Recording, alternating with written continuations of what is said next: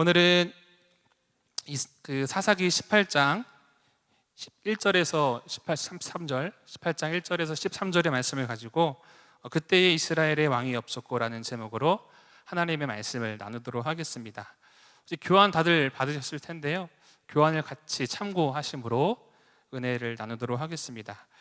오늘 우리가 보는 이 사사기 18장 말씀은요, 특별히 사사기의 결론에 해당되는 부분입니다. 본문 이야기를 보시면 사사기는 총 21장까지 되어 있는데요, 그 중에서 이 17장부터 이제 21장까지가 사사기의 결론적인 메시지를 담고 있는 장들입니다. 우리가 대부분의 글들을 보면요, 글들을 볼 때도 그 글의 핵심적인 교훈 그리고 메시지가 그 서론, 본론, 결론 중에 결론에 두드러지게 나타나고 있는 것처럼, 사실은 이 사사기의 그 중요한 교훈적인 메시지가 이 사사기에 해당되는 결론 부분인 17장부터 21장까지의 메시지에 그 뜻이 담겨 있습니다.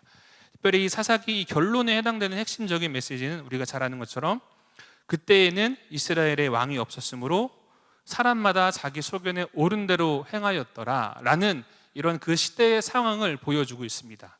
이런 시대의 상황을 보여주면서 이스라엘 백성들이 왜 이방 민족들로부터 공격을 받았고 하나님께서 그들을 왜 구원하셨고 하는 그런 이 영적인 사이클이 이 사사기에 발견이 되어지는 것입니다. 사실은 사사기를 쭉 우리 보시면 알 테지만, 사실은 이 17장 이전까지는요, 이 이스라엘 백성들에게 있어서 주된적인 문제는 무엇이었냐면, 이스라엘 백성들을 괴롭히는 이방 민족들이 이스라엘 백성들을 괴롭히고 그 가운데서 하나님께서 사사를 세우시고 민족들을 구원하시는 이야기가 사사기의 전반적인 내용인데요, 17장부터 들어와서는 그런 이야기가 싹 사라지고요, 어떤 이야기가 등장을 하냐면, 결국에는 이스라엘에 있었던 문제는 이전까지는 그 외부의 문제였다면 이제부터는 이스라엘의 그 내부에 있는 문제를 발견을 하게 됩니다. 어떤 이야기냐면, 이스라엘은 하나님을 왕으로 모시지 않는 그 배교의 삶을 살아갔고, 이스라엘의 이러한 철저한 무질서한 그 내부의 모습을 이 사사기 17장부터 이어지는 그 결론적인 메시지에 두루두루 발견이 되게 됩니다. 결국에는 하나님을 왕으로 모시지 않고 이 세상의 풍습에 빠져 살아가는 그 하나님의 거룩한 백성이라는 그 정체성을 잃어버린 이스라엘 백성들의 모습을 보게 됩니다. 그렇기 때문에 우리는 이 말씀을 접할 때 이 당시 이 이야기가 당시 사사기 시대의 사람들만의 모습이 아니라 오늘날 2021년을 살아가는 우리에게 어떠한 메시지를 주는가에 대한 그런 돌아봄과 성찰이 우리에게 필요합니다. 그러면서 우리에게 이러한 질문이 있으면 좋을 것 같습니다. 그때 그 사람들은 무엇을 위하여 살았을까? 무엇이 이스라엘 백성들을 하나님을 왕으로 모시지 않는 삶을 살아가게 했을까? 배교의 삶을 살아가게 했을까라는 이런 꼭지점의 질문을 가지고 오늘 말씀을 같이 함께 보며 우리의 신앙을 점검해 보도록 하겠습니다. 저는 이 말씀을 준비하면서 두 가지의 질문을 조금 해보았는데요, 첫 번째 질문은 유인물을 보시는 것처럼 오늘 본문에 단지파가 등장을 합니다. 그런데 이 단지파는 하나님께로부터 땅을 분배받지 못했나? 왜 성경은 이 단지파가 땅을 정탐하며 새로운 것을 차지하고 있는 그 이야기를 이 사사기 결론에 해당되는 이 부분에 굳이 이야기를 하고 있을까라는 그런 질문이 찾아왔습니다. 묵상하기를 보시면 우리가 사실은 잘 아는 것처럼 하나님께서는 이스라엘 백성들을 각 지파별로 다 기업을 주십니다. 다 분배를 해주시지요. 마찬가지로 이 단 지파에게도 여호수아 19장의 말씀을 보면 단 지파를 위하여 기업을 분배해 주십니다. 그리고 실제로 그 단 지파는 그 기업을 차지합니다. 그런데 사사기 1장 34절의 말씀을 보면 아모리 족속에게 이 단 지파가 그 땅에서 밀려나 쫓겨나게 되었다는 구절이 등장을 합니다. 이런 상황 속에서 단 지파는 하나님이 자신들에게 주셨던 그 땅을 다시 차지하지 않고 그만 그 땅을 포기하고 떠나버리게 된 것입니다. 자, 여기서 잘 생각해 볼 필요가 있는 것이 무엇이냐면요, 우리 민수기 36장 6절에서 9절의 말씀을 자막을 통해서 같이 함께 보면 좋을 것 같은데요, 민수기 36장 6절에서 9절의 말씀 혹시 한번 자막을 통해서 볼 수 있을까요? 네. 민수기 36장 6절에서 9절의 말씀을 보면 하나님께서는요, 이 이스라엘 백성들에게 이렇게 말씀하십니다. 우리 6절에서 9절 자막을 통해서 같이 함께 천천히 읽어보도록 하겠습니다. 시작. 슬로보아스의 딸들에게 대한 여호와의 명령이 이러하니라.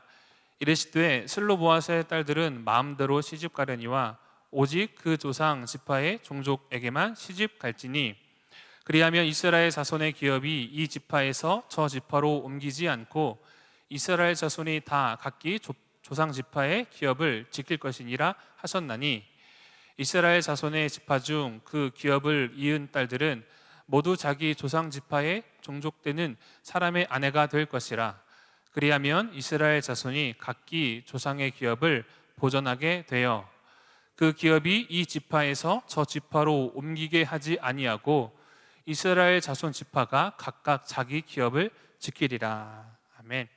하나님께서 허락하신 그 각 지파의 기업을 사람이 임으로 옮기거나 팔거나 할 수 없다라고 분명히 말씀하셨어요. 자, 이 말씀을 우리가 떠올려 볼 때, 비록 이 아모리 족속에 의하여서 이 단지파가 자신들이 살고 있는 영토로부터 자신들이 쫓겨났다 한들 그 땅을 다시 차지하기 위하여서, 하나님께서 자신들에게 주신 그 땅을 차지하기 위하여서 싸우는 게 맞는 것이죠. 그런데 이 단지파는 어떻게 합니까? 그렇게 하지 않고 자신들이 볼 때 살기 좋을 만한 곳으로 찾아 정탐을 하며 떠나는 것을 보게 됩니다.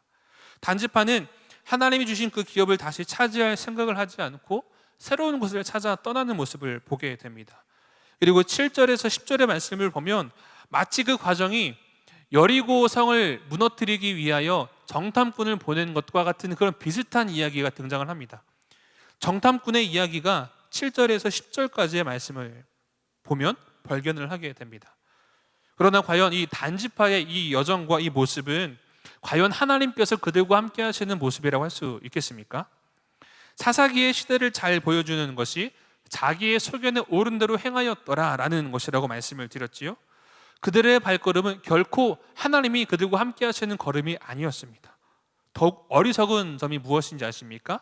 그들이 그 땅을 차지하기 위하여서 정탐을 하고 자기 형제들에게 와서 보고를 하는데 어떠한 보고를 합니까? 하나님이 그 땅을 허락하셨다. 하나님의 인도하심이 아님에도 불구하고 그들은 하나님이 허락하셨다라는 그런 어리석은 고백을 그들은 하게 되는 것이지요. 결국 하나님을 안다고는 하였지만 그들만의 생각이었을 뿐 하나님의 뜻을 그들은 알지 못하였던 삶을 살아가는 시대인 것을 우리는 기억을 해야 합니다. 우리는 이 사사기의 말씀을 통해서 이와 같은 영적인 사실을 우리가 기억을 해야 합니다. 우리가 하는 모든 사역과 모든 일들, 물론 하나님을 향한 믿음으로 최선을 다하고 순종을 하며 하지만 때로는 하나님께서 함께 하시지 않는, 우리가 하는 모든 일들이, 우리가 계획하는 그 모든 것들이 하나님께서 함께 하시지 않고 때로는 하나님의 뜻을 나타내지 않는 내 생각, 내가 나타나기 위한 것, 내가 생각하고 내가 판단할 때 옳다고 여기는 것들이 될 수도 있습니다. 하나님을 왜, 이스라엘 백성들은 왜 그런 모습을 가졌습니까? 오늘 말씀의 제목처럼 그때의 이스라엘에 왕이 없었고, 이스라엘의 왕은 하나님이십니다. 그런데 이스라엘에 왕이 없었고라는 이 표현은 이중적인 의미로 아직 왕정시대 전이기 때문에 왕이 없었다는 의미가 있을 수도 있지만, 결국엔 이스라엘 백성들의 지도자 대신, 구원자 대신, 인도자가 대신 하나님을 그들의 왕으로 모시며 살아가지 않았다는 의미가 되는 것이지요. 자신이 왕이 된 인생을 살았던 것입니다. 그런데 여러분, 저는 말씀을 묵상하며 더욱더 무서웠던 것이 무엇인지 아십니까? 스스로를 왕이라고 생각하지 않았을 것입니다. 입술로는 하나님을 왕으로 모시며 살았을 것입니다. 하나님이 함께 하신다라고 말씀을 하셨을 것입니다. 심지어 10절의 말씀처럼 하나님이 그 땅을 너희 손에 넘겨주었다라고 하는지라 라고 얘기를 하면서 하나님을 이야기하며, 하나님을 언급하면서, 하나님을 이야기하면서 마치 하나님이 뜻인 것 마냥 합리화했던 모습이 이 시대에 있었던 것을 보게 됩니다. 저에게도 그런 모습들이 많이 보여지더라고요. 우리의 삶에 그와 같은 모습이 참 많은 것 같습니다. 하나님을 향한 간구와 기도가 너무나 필요하고 중요합니다. 그리고 하나님께 뜻을 묻는 것도 너무나 중요합니다. 그런데 때로는요, 우리는 하나님께 간구할 때 이미 어떠한 내가 원하는 정답을 이미 정해놓고 하나님을 향한 기도가 마치 그저 결제의 사인을 받는 것들에 있는 모습들이 있을 수가 있습니다. 우리의 간구는 하나님께 그저 결제를 요하는 사인만 요하는 것이 되기도 한다는 것이죠. 하나님이 우리에게 가지고 계신 하나님의 뜻과 하나님의 그림과 하나님의 계획, 하나님의 그 타이밍, 하나님의 그 로드맵이 있을 텐데 그것과는 상관없이 그저 우리가 원하는 과정, 우리가 원하는 결과만을 하나님께 요청을 드리기도 한다는 것이죠.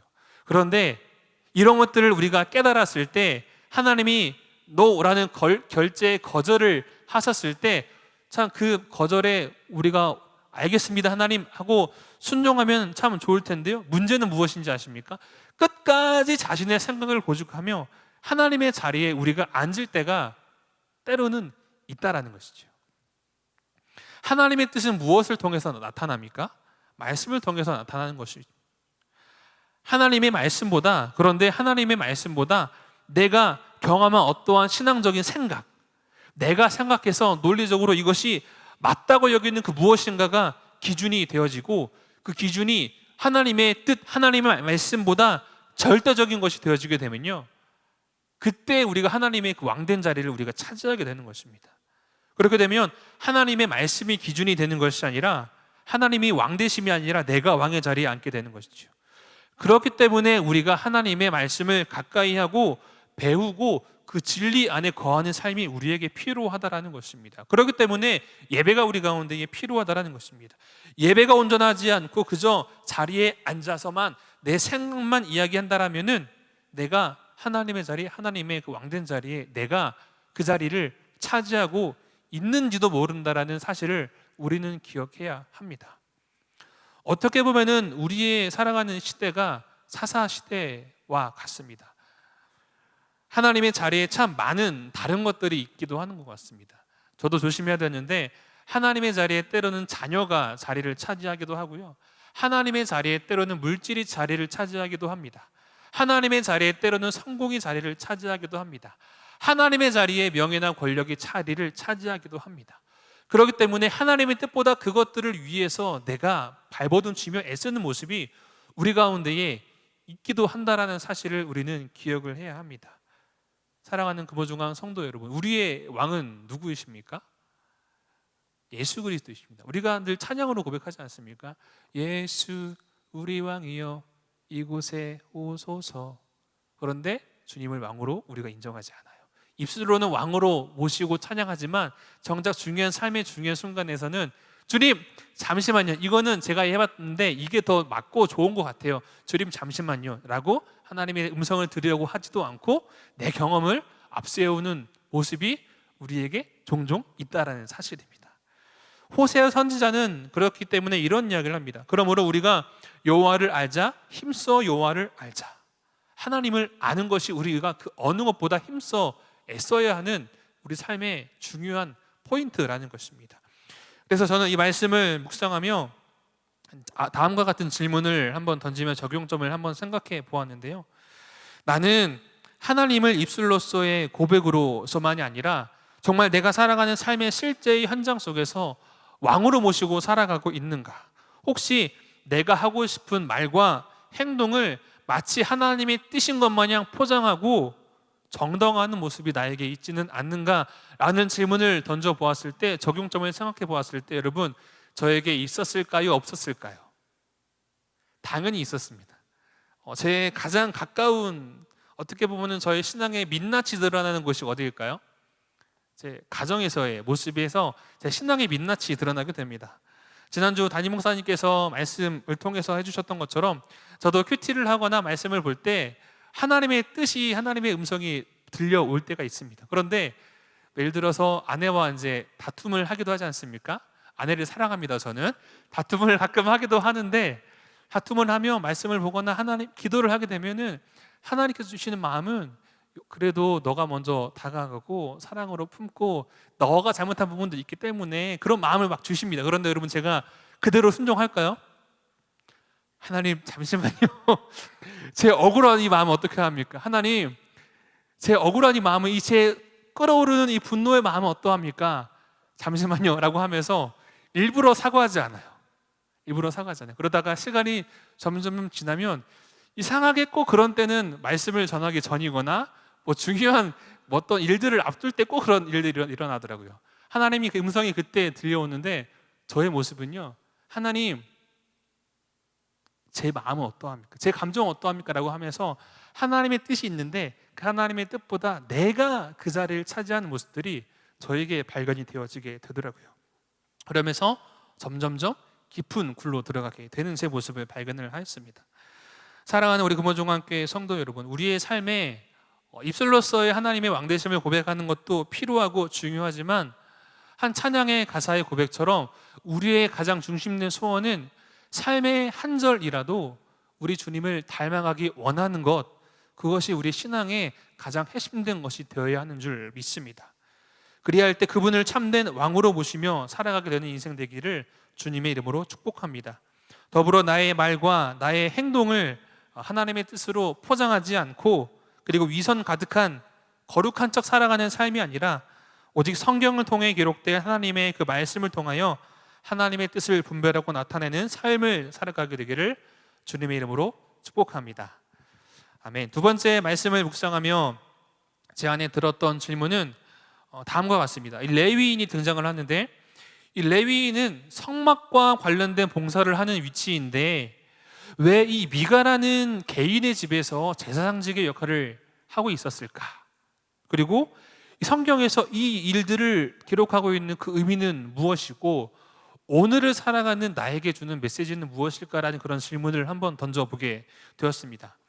우리 성도님들이 잘 아시는 것처럼 하나님께서는 묵상하기를 보시면 하나님께서는 레위인들에게는 기업을 분배해 주시지 않았습니다. 다들 아시죠? 대신에 다른 지파들의 특정한 지역에 위치한 성읍들을 레위인들에게 거주지로 주셨어요. 이 이야기가 여호수아 21장의 말씀에 나오는데, 그런데 이 레위인들이 거주해야 하는 그 거주하는 이 거주지를 떠나서 이 미가라는 사람의 집에 개인적인 업무로서의 제사장 역할을 감당한다라는 것은 솔직히 이해가 되질 않았습니다. 그리고 보면요, 17장의 말씀을 보면 사실은 이 미가의 가정도 온전히 하나님을 섬기는 가정이 아니라 우상을 부어 만드는 가정의 모습을 보게 돼요.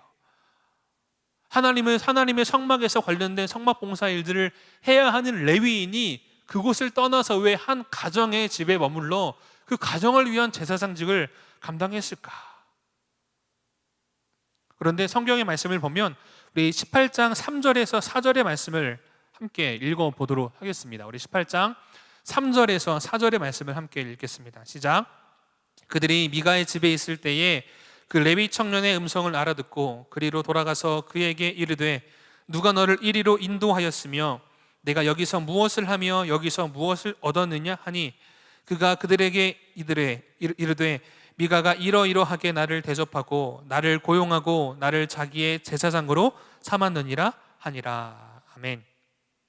결국 이 레위 청년이 이 미가라는 사람의 집에 머문 이유는 무엇이냐면요, 바로 이 고용한 미가의 가정이나 이 가정의 제사장직을 감당하고 있는 이 레위나 바로 서로의 이익을 위한 관계였던 것을 우리는 보게 됩니다.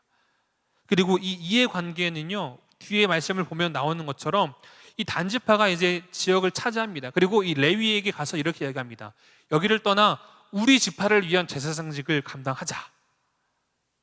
그리고 이 이야기를 따라서 이 레위인은 또 옮깁니다. 자, 이는 당시 시대가 영적으로 얼마나 타락했고 당시 이 풍요와 다산의 문화, 이 가나안의 문화에 이스라엘 백성들이 얼마나 동화가 되었는지를 보여주고 있습니다. 레위는 철저하게 자신의 이익을 따라 제사장직을 감당을 했습니다. 그리고 더욱 안타까운 것은 무엇인지 아십니까? 철저하게 이 모든 일들이 철저하게 종교적이었다라는 것입니다. 하나님의 뜻을 묻고 하나님의 복을 구하는 사람들에게 하나님의 복을 빌어줍니다. 하나님의 이름을 빙자하여 거짓된 메시지를 전합니다. 사탕발림을 하는 것이죠. 왜 그렇게 합니까? 그렇게 한 게 고용한 사람과 취업을 한 사람의 서로의 이권이 맞기 때문에 그러는 것이지요. 여기서 우리가 발견하게 되는 영적인 사실이 무엇입니까? 이 레위인이든 이 고용한 미가의 집이든 이 단지파든 동일하게 각자의 자신의 소견에 오른 대로 행하는 모습을 발견하게 됩니다. 하나님의 뜻을 따름이 아니라 하나님의 뜻을 떠나 자기의 만족과 자기의 이익, 자기의 유익을 따라가는 삶의 모습을 보여주게 되는 것입니다. 특별히 이 말씀을 전할 때 저는 정말 좀 많이 두렵고 떨림이 있었던 것이 무엇이냐면요, 저는 특별히 목회자이지 않습니까? 목회자이기 때문에 이 말씀이 더 무섭고 더 두렵고 더 떨림으로 다가오더라고요. 이런 레위인의 모습을 보면서 나는 하나님께 충성된 사람인데 혹시 나의 모습에서 사람에게 충성된 모습은 있지 않을까라는 그런 돌아봄이 저에게 있게 되더라고요. 그런데 이러한 모습과 이런 뜻은요, 비단 목회자인 저에게만 해당이 되는 것이 아니라 오늘날 예수 그리스도를 믿는 믿음으로 살아가는 그 모든 사람들에게 적용되는 메시지가 있다는 것을 우리는 기억을 해야 합니다. 여러분, 좀 질문을 한 가지 드려볼 텐데요, 좀 답변은 이제 속으로만 하셔도 돼요. 네, 답변은 속으로만 하셔도 되는데, 이제 만약의 가정입니다. 조금 극단적일 수도 있지만 우리 신앙의 이 본질을 잘 생각해 볼 수 있는 질문이라고 생각합니다. 여러분, 예수님을 왜 믿으십니까? 혹시 이런 질문, 다시 되게 쉬운 질문이지만 한번 우리가 생각해 볼 필요가 있는 질문입니다. 시간을 드리고 물질을 드리고 마음을 드리지 않습니까? 우리 예수님을 믿는 믿음의 삶을 살아갈 때. 그런데 그러한 삶을 살아가도 오히려 때로는 가족들, 때로는 세상으로부터 조롱들이 들려올 수도 있어요. 교회 가서 신앙생활하는 거, 교회에 하나님께 헌금 드리는 거, 봉사하는 거, 헌신하는 거, 가서 예배 드리는 거 손가락질을 하며 뭐라 할 수도 있어요. 그런데 여러분, 왜 예수님 믿으십니까? 예수님을 믿는다고 해서 많은 사람들이 부러워하는 부와 명예와 권력들이 당연하게 줄줄이 소세지처럼 따라오면은 누구나 쉽게 다 믿겠죠, 여러분. 그런데 예수님을 믿는다고 해서 여러분, 우리 인생에 부와 명예와 권력과 이 모든 것들이 반드시 따라옵니까? 속으로 대답하시죠. 물론 하나님이 주신 축복이 있기 때문에 많은 그런 은혜와 축복을 하나님이 주시기도 하시지만, 가깝게는 우리 자신의 모습을 한번 떠올려 보면 나의 인생 속에서 예수님을 믿음으로 말미암아 삶의 고난과 어려움이 없었습니까? 예수님을 믿음에도 불구하고 사람들은 이해하지 못하는 어려움들이 찾아오기도 한다라는 것입니다. 그런데 만약 이런 여러분들에게 만약에 100억 혹은 정말 예를 들어 어려운 질병이 있다고 하면은 그 모든 질병을 한 번에 치유할 수 있는 만병통치약을 누가 준다고 하고 대신의 조건이 있는데 예수님을 저주하고 부인하고 떠나고 신앙생활을 하지 마라고 한다면 여러분, 어떠한 선택을 하시겠습니까? 믿음으로 예수님을 선택하실 줄 믿습니다. 그런데 우리가 예수님을 믿으며 살아가는 그 신앙의 모습이 때로는 마치 이 미가인 사람처럼, 이 레위인의 모습처럼 내가 원하는 어떤 특정한 이익을 위하여 예수님을 믿으며 살아가는 삶이 때로는 있을 수도 있다는 사실을 우리는 기억을 해야 한다는 것입니다. 오늘날의 시대가 이와 너무 비슷한 것 같습니다. 미가의 집과 이 레위 청년, 그리고 단집하는 철저히 자신에게 이익이 되는 것이라면 그것을 하나님의 뜻으로 포장을 하고 하나님의 뜻이 아니라 철저하게 자신의 소견에 옳은 대로 행했던 모습을 우리는 이 사사기 후반부의 말씀을 통해서 계속해서 보게 됩니다. 그렇기 때문에 우리 모든 그리스도인들에게는 이러한 질문을 품고 살아갈 이유가 있습니다. 내 생각과 뜻을 따른 옳고 그름이 아니라 하나님 중심의 뜻을 품고 우리가 살아가는 인생 속에서 나는 그 어느 것을 가장 중요한 것으로 붙잡고 살아갈 것인가, 나는 무엇을 위하여서 이 인생을 살아갈 것인가에 대한 흔들리지 않는 확고한 결단과 믿음이 우리 가운데에 필요하다는 것입니다. 우리 모두는 그리스도 예수 안에서 부르심을 받은 거룩한 제사장과 같은 존재들이기 때문에 그렇습니다. 저는 이 말씀을 준비하면서 두 가지의 키워드가 떠올랐습니다. 첫 번째는 종교생활, 그리고 두 번째는 신앙생활. 예수님을 믿지 않아도 얼마든지 교회생활, 종교생활은 할 수가 있습니다. 여러분, 교회가 많은 붐을 이룰 때가 언제인지 아십니까? 물론 요즘은 코로나 때문에 덜 하지만 예를 들어 선거철, 선거철, 그리고 수능을 앞둔 때가 되면 교회에 많은 이제 붐들이 일어납니다. 왜 그럴까요? 물론 매 순간순간 하나님의 예배하는 아름다운 모습이 있지만 그때에 분명히 반짝 얻고자 하는 이익이 있기 때문에 그렇습니다. 철저한 헌금 생활과 기도 생활, 봉사 생활 너무너무 중요하고 필요하고 이런 것들을 하나님께서 기뻐 받으십니다. 그런데 한번 생각해 봅시다. 이런 것들을 한다고 해서 내가 예수님의 제자라는 것을 보여주는 것이 아닙니다. 순서가 바뀌어야 하는 것입니다. 내가 예수님의 제자라는 인식이 있을 때 남들이 하지 말라고 해도 헌금 생활도 하게 되는 것이고, 기도 생활도 하게 되는 것이고, 말씀 생활도 하게 되는 것이고, 봉사 생활도 하게 되는 것이에요. 내가 이런 것들을 한다고 해서 이 모습이 내가 예수님의 제자라는 것을 보여주는 것이 아니라, 이게 출발점이 아니라 거꾸로 내가 예수님의 제자라는 것을 내가 알고 내가 믿고 깨우친다면 말씀드린 여러 가지 것들은 자연스럽게 따라오게 되는 것이라는 것을 우리는 기억해야 합니다. 그래서 저는 말씀을 묵상을 하면서 저 스스로에게 이런 질문을 한번 해보았습니다. 나의 신앙은 종교 생활인가 아니면 신앙 생활인가? 나는 목사라는 직업을 소유한 사람인가 아니면 사명을 따르는 사람인가? 또한 한 사람의 그리스도인으로서 하나님을 섬김에 있어 혹시 하나님으로부터 무엇인가 얻고자 하는 그 것이 있기 때문에 하나님과 혹시 딜을 하고자 하는 모습이 나에게 있지는 않은가라는 그런 생각을 하면서 참 마음의 무거움이 저에게 찾아왔습니다. 사랑하는 금호중앙의 성도 여러분, 우리 모두의 인생이 모두 다 예수 그리스도를 믿는 그리스도의 제자들 아닙니까? 우리 모두의 인생이 종교 생활이 아니라 하나님을 알고 그리스도를 닮아가는 복된 인생을 살아가게 되는 우리 모든 금호중학교의 성도님들 되시기를 축복합니다. 그러기 위해서 우리에게 필요한 것은 무엇입니까? 비록 코로나로 인하여 제한된 부분들이 많지만 하나님의 그 임재, 하나님의 말씀, 기도를 사모하는 모습으로 우리에게 주어진 그 자리에서 하나님을 날마다 예배하는 삶의 모습이 우리에게 필요하다는 것입니다. 예배 가운데 우리가 나아갈 때 하나님의 위로도 우리에게 들려오는 것이고요, 하나님의 훈계도 우리에게 들려오는 것이고요, 하나님의 책망도 우리에게 들려오는 것이고, 하나님의 사랑도 우리에게 들려오게 되는 것입니다. 그 예배를 통하여 하나님께서 주시는 그 새 힘, 독수리 날개쳐 올라가는 것과 같은 그런 존재가 바로 그리스도인된 저와 여러분들의 정체성인 것입니다. 이와 같은 복된 인생을 살아가는 모든 금호중학교의 성도님들 되시기를 주님의 이름으로 축복합니다. 기도하겠습니다.